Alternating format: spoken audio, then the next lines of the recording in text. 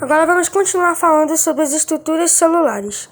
Complexo Golgiense, conjunto de sacos membranáceos achatados e empilhados que armazena e secreta substâncias que serão usadas pela célula.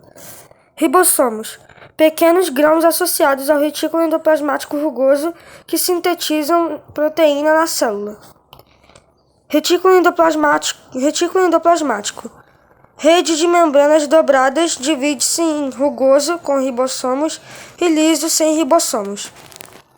É responsável pelo transporte, síntese e armazenamento de substâncias. Centríolos, em geral, são 2 cilindros dispostos em ângulo reto, localizados próximo ao núcleo. Eles influenciam a formação de cílios e flagelos e dos fusos que se formam durante a divisão celular, mitose e meiose. Cílios e flagelos. Estruturas móveis localizadas na superfície celular. Os cílios dobram-se e os flagelos produzem uma ondulação. Assim, fazem com que a célula se locomova ou capture alimentos. Peroxissomas. Com estrutura semelhante à dos lisossomos, mas com enzimas mais potentes, os peroxissomas neutralizam as substâncias tóxicas que entram na célula, como o álcool. Aqui temos a carioteca, a cromatina e o nucleolo, que é a estrutura do núcleo. Núcleo. Assim como a membrana plasmática, a carioteca que reveste o núcleo também é porosa. Seus poros são chamados anule. Quanto mais intensa for a atividade no interior do núcleo, mais porosa é a membrana. Dentro do núcleo encontram-se 23 pares de cromossomos e o nucleolo, estrutura rica em RNA, sigla inglesa para ácido ribonucleico, que participa da síntese de proteína. Divisão celular. Calcula-se que 1 milhão de células humanas morram a cada hora. Em um organismo saudável, essas células são imediatamente substituídas por outras, formadas a partir de células pré-existentes. A produção de novas células dá-se por meio da divisão celular, mitose e meiose. Na mitose, a célula-mãe gera 2 células iguais e mantém o número de cromossomos. Mitose é dividida em 8 fases. 1. Interfase. Os cromossomos descondensados estão embaralhados numa rede de filamentos, a cromatina que se duplica. 2 e 3. Prófase. Os cromossomos duplicados são formados por 2 cromátides. Se é que se pronuncia assim, né? Que se condensam e ficam unidas pelo centrômero. O fuso começa a se organizar e a carioteca a desaparecer. Metáfase. Termina o desaparecimento da carioteca e a organização do fuso. Os cromossomos dispostos na região equatorial da célula unem-se às fibras do fuso pelo centrômero. 5 e 6. Anáfase. As cromátides separam-se, dando origem a cromossomos irmãos, que migram para polos opostos da célula. Telófase. 7 e 8. Os fusos desaparecem. Uma nova carioteca começa a se formar ao redor de um conjunto de 46 cromossomos, que se condensam. O núcleo divide-se. Aqui temos a imagem explicando melhor a mitose. A célula fica assim, com núcleo, citoplasma e cromatina aqui no meio. Logo aqui temos a carioteca se formando. Os centríolos aqui, e o cromossomo. Aqui é o fuso, e o centrômero, que é esse roxo. Logo aqui já está evoluindo.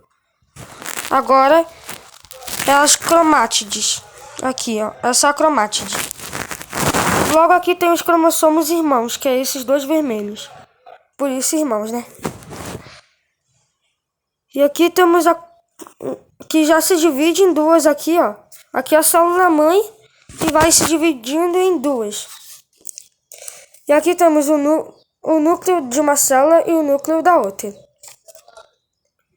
E agora as duas células formadas. Curiosidade: vida celular. A divisão celular tem fim?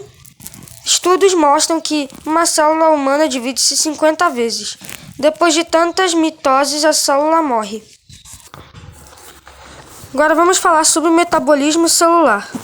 O corpo humano depende basicamente de 3 nutrientes: glicídios e carboidratos, proteínas e lipídios. Eles estão presentes na maioria dos alimentos e, depois de processados pelo sistema digestório, transformam-se em moléculas menores, só então podem ser utilizadas pela célula. Agora vamos explicar as atividades do metabolismo celular. Síntese e degradação. Aqui, ó. As células sintetizam e degradam proteínas, carboidratos e lipídios. Aqui nessa imagem que eu mostrei agora há pouquinho para vocês, são os alimentos que as nossas células precisam. Os lipídios, os carboidratos, os glicídios e as proteínas. E aqui temos um exemplo disso, ó. Aqui é uma mãe com seus filhos comendo essas comidas que fazem bem para as células. O conjunto desses dois processos, síntese e degradação, é o metabolismo celular. Às vezes a síntese supera a degradação. Nesse caso, tem-se o anabolismo ou metabolismo de construção. Os carboidratos, as proteínas e os lipídios produzidos podem ser armazenados nas células como reservas alimentares. É o caso do acúmulo de lipídios no tecido adiposo sob a epiderme.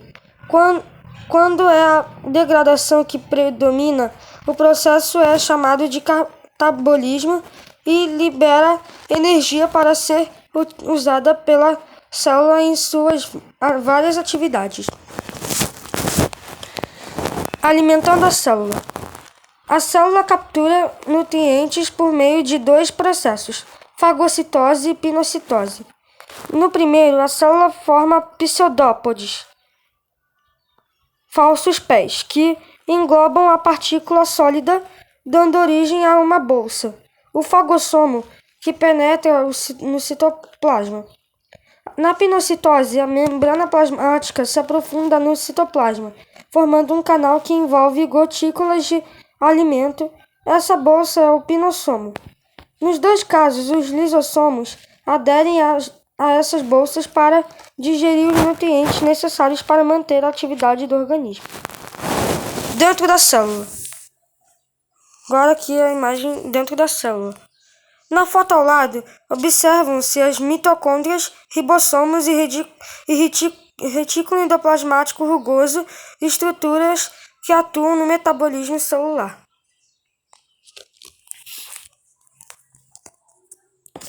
Nutrientes: carboidratos, proteínas, lipídios são os nutrientes que contêm a maior parte das calorias ingeridas numa refeição.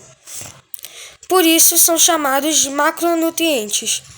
Já as vitaminas e minerais, micronutrientes, contam pouco em termos de calorias, apesar de serem muito importantes para o funcionamento equilibrado do organismo. Carboidratos ou glicídios. Quando se comem pães, massas, frutas ou cereais, os carboidratos desses alimentos são degradados até chegarem à forma de monossacarídeo, que é capturado pela célula. A glicose é um monossacarídeo que, depois de passar pelo fagossomo, é transportado para as mitocôndrias, onde atua na respiração celular, liberando a energia que mantém as atividades celulares.